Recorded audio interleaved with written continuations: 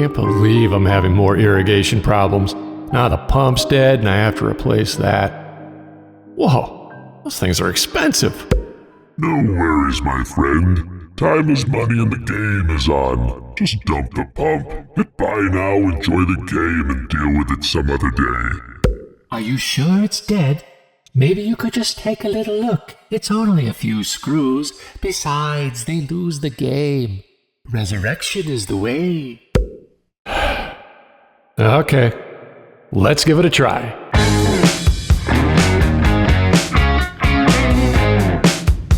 A little background. I noticed the grass wasn't wet one morning when the irrigation system was scheduled to run. Walking down to where the pump was, I heard this loud humming, and it was pretty obvious the pump was in trouble. My initial thoughts were, best case scenario, a bearing had seized up. Worst case, a stator had destroyed itself. For reference, this pump is a Goulds Water Technology pump with a 1.5 horse motor. It's been faithfully in service since 2014. That's 9 seasons of flawless performance as of the making of this video, so I guess it's due some TLC. These pumps are not cheap, coming in at around $900. Up on the bench it goes, and I start by removing the tube connecting the pump head to the pressure switch, and immediately realized the pump head was still full of water. I was actually quite surprised how much water was left in there.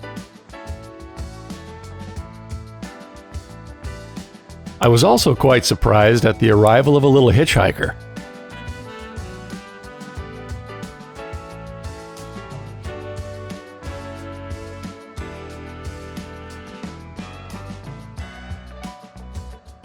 I gave him a ride to a more suitable environment.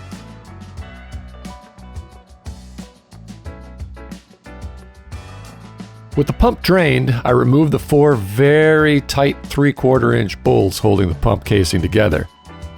At this point, I just wanted to get to the impeller to see if I could spin the pump by hand and see if the bearings were gone.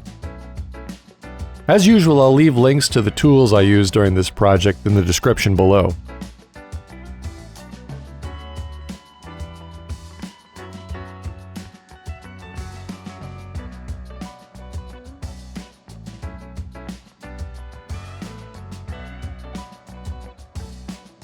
It only took a little persuading with a large screwdriver to separate the 2 halves of the pump housing, releasing the flood of residual water that was still in the pump. The impeller is just behind this diffuser plate.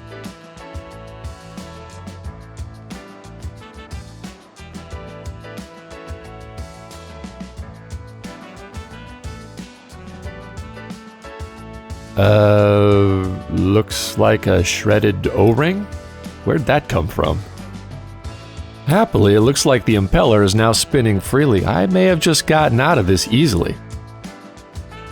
There seems to be a lot of debris buildup on the bottom of the housing, including some melted plastic or rubber. Perhaps that's left over from that O-ring. So I gave it a good clean.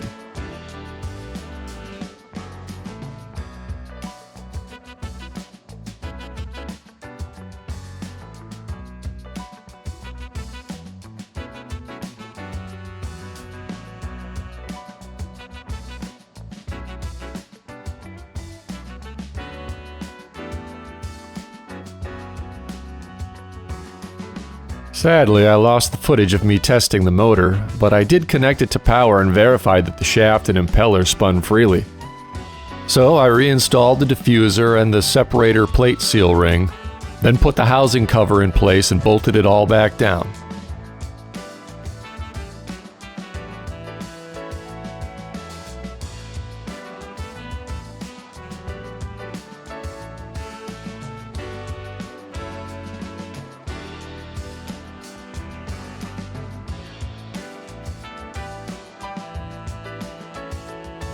Finally, I replaced the cover to the pressure switch, which I'd removed off camera to check the connections.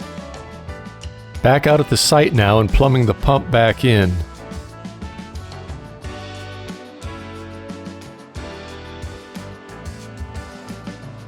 On the bench, I forgot to reinstall the pressure switch tube, so I'm doing that here. It takes a 3/4-inch wrench.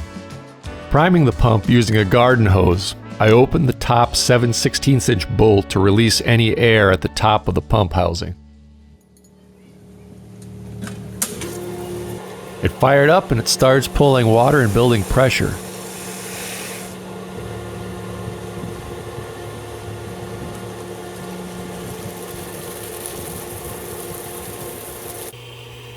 The set point is about 55 psi.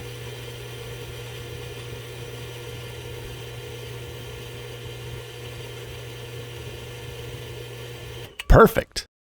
Well, that turned out to be a good idea. That's certainly a lot cheaper than a brand new pump. Wonder where that debris came from. Hopefully this one might be helpful to somebody. Maybe a like or a comment. That'd be cool. Ooh, big man, a couple of screws and you think you're a genius. Did you see the inside of that pump? Embarrassing. What? Is that all you got? Huh. Once again, you made the right decision. Besides, that game was a blowout. Roll the tag. Until next time, I'm mainejason. Get out there and give it a try.